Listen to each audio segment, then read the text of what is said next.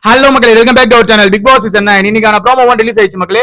Big pass காலையிலேயே வீட்டுல morning task ஒன்று கொடுக்குறாப்ல.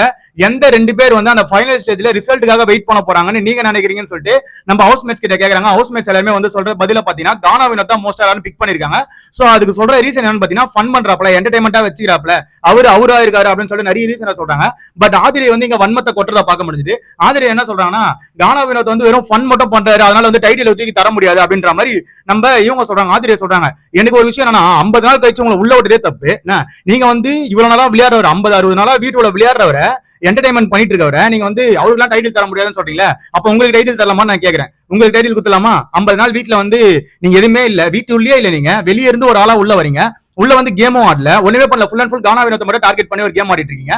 உங்களுக்கு என்ன ஒரு வன்மம்னா கானா வினோத்தால தான் நான் வெளியே போயிட்டேன், அதாவது கானா வினோத்துக்கு மூஞ்சி நான் காலை காமிச்சேன், சோ அதே வந்து அவரும் எனக்கு பண்ணாருன்னு சொல்லிட்டு நான் விஜேஎஸ் கிட்ட அட்ரஸ் பண்ணுவாரு நீங்க சொல்லிருக்கீங்களா? சோ அதெல்லாம் நிறைய விஷயங்கள் வந்து வெளியே வருது. அதாவது உங்களோட ஃபுல் அண்ட் ஃபுல் வந்து கான்சென்ட்ரேஷன் யார் மேல இருக்குன்னா கானா வினோத்தை அடிக்கணும், கானா வினோத்தை தப்பா ப்ரொஜெக்ட் பண்ணணும் தான் இருக்கு. சோ அந்த ஒரு வன்மத்துல தான் நீங்க சொல்றீங்க. என்ன பொறுத்த வரைக்கும் கானா வினோத் டைட்டில் வின்னருக்கு டிசர்வான்னு கேட்டீங்கன்னா டிசர்வ் தான், ஓகேவா? கானா வினோத் டிசர்வ், விஜய் பார்வதி டிசர்வ், இந்த மாதிரி டிசர்வான பர்சன் நிறைய பேர் வீட்டுல இருக்காங்க, ஓகேவா? ஆனா உங்களுக்கு டிசர்வ் இல்லையே. அவங்களால 60 நாள் வீட்டுல இருந்தாங்க, நெகட்டிவ் கண்டென்ட் கொடுத்தாங்களோ பாசிட்டிவ் கண்டென்ட் கொடுத்தாங்களோ இல்ல வீட்டை என்டர்டைன்மெண்டா வச்சாங்களோ ஏதோ ஒன்று பண்ணாங்களே, நீங்க எதுவுமே பண்ணல, அப்ப உங்களுக்கு டைட்டில் கொடுக்கலாமா? அதான் என்னோட கேள்வியே. சோ இதுதான் மக்களே ஆதிரை வந்து வன்மத்தை கொண்டதை பார்க்க முடிஞ்சது. சோ நெக்ஸ்ட் வந்து அரோரா அவர்கள் வந்து விக்கல் சுக்கிரம சொல்றாங்க. அதே மாதிரி நம்ம விக்ரம் வந்து விஜய் பார்வதியை சொல்றாரு. இதுதான் எனக்கு வந்து ஆச்சரியமா இருந்தது. பட் இருந்தாலும் விக்கல் சுக்கிரம் வந்து விஜய் பார்வதியை சொல்லியிருக்காப்ல. ரம்யா வந்து பிரஜனை சொல்லியிருக்காங்க. அதே மாதிரி பிரஜன் வந்து 20 வருஷமா என் கூடயே இருக்க அந்த பர்சன் தான் வந்து என் கூட அந்த டைட்டில வந்து ஷேர் பண்ணிக்க போறாங்க, அந்த ஸ்பேஸ் வந்து ஷேர் பண்ணிக்க போறாங்கன்னு சொல்லியிருந்தாப்ல. சோ அதுக்கப்புறமேட்டு கமருதீன் வந்து என் மச்சான் கானா வினோத் தான் அப்படின்னு இருக்காப்ல.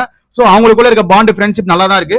நெக்ஸ்ட் வந்து வியன்னா அவரா இருக்காரு, ஓகேவா? அந்த மாதிரி ஒருத்தர் இந்த வீட்டுல இல்லவே இல்ல. சோ அதனால வந்து கானா வினோத் தான் ஜெயிப்பாருன்ற மாதிரி வியன்னாவும் போட்டு அடிச்சதை பார்க்க முடியுது. என்ன ஒண்ணு வியன்னா கானா வினோத்துக்கு சப்போர்ட் பண்றதா இங்க கொஞ்சம் ஆச்சரியமா இருக்கு. சோ நெக்ஸ்ட் வந்து பாருவும் கானா வினோத்தை தான் சொல்றாங்க.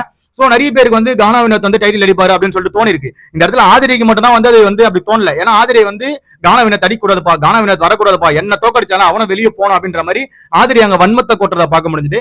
இந்த இடத்துல எல்லாருமே வந்து ஃபன்னா தான் பேசிட்டு இருந்தாங்க. பட் ஆதிரை மட்டும் தான் இங்க வந்து வன்மத்தை கொட்டியிருக்காங்க. சோ அதை தான் இங்க பார்க்க முடியுது. சோ நெக்ஸ்ட் வர ஆதிரை தான் வந்து காமெடி பண்றவங்க எல்லாம் வந்து நாங்க வந்து டைட்டில் கொடுக்க முடியாது, சத்தியமா வந்து இது ஒத்துக்கவே முடியாது, எப்படி ஒரு டிசர்வ் அப்படின்னு கேக்குறாங்க.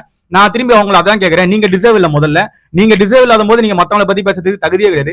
அதாவது முதல் 3 வாரத்திலேயே வெளியே போயிட்டீங்க, ஓகேவா? அதுக்கப்புறமேட்டு 7வது வாரம் உள்ள வந்து உட்காந்துட்டு உங்களுக்கு நாமினேஷன், அதாவது உங்களுக்கு வந்து 50 நாள் கழிச்சு வீட்டுல ஒரு பவரும் கிடைச்சிருக்கு, ஃபர்ஸ்ட் வாரமே வந்து கேப்டன்சி போட்டியில விளையாடுற பவரும் கிடைச்சிருக்கு, அது மட்டும் நாமினேஷன் ஃப்ரீ பாஸும் கிடைச்சிருக்கு, அடுத்த வாரத்துக்கும் நாமினேஷன் ஃப்ரீ பாஸ் கிடைச்சிருக்கு.